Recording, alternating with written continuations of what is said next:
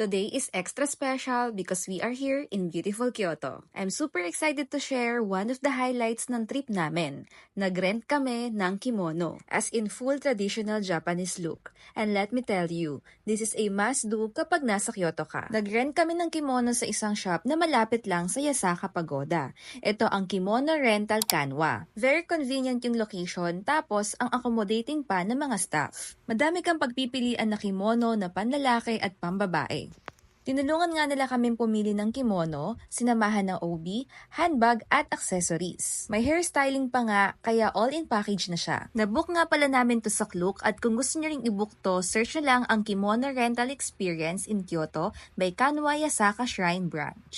At syempre, para magkaroon ka ng discount, gamitin mo lang ang Klook code ko na KATIPI-KLOOK. Paglabas namin sa otang kimono, grabe, parang na-transport kami pabalik sa Old Japan. Yung colors, yung tela, yung way na gumagalaw siya habang naglalakad ka. Hindi lang siya outfit.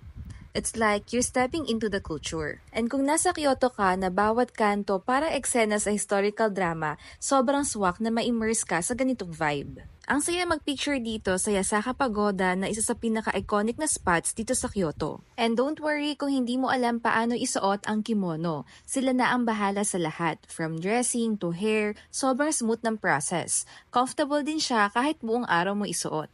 So, if pupunta ka rin ng Kyoto, try nyo mag-rent ng kimono. It's one of the best ways para ma-experience ang Japanese culture in a fun and authentic way. And lastly, pag magbubook naman kayo ng mga hotels, activities, or anything sa Klook, gamitin nyo lang ang Klook code ko na KATIPI-KLOOK para magkaroon kayo ng discount. Salamat sa panonood. Ayun lang. Babush!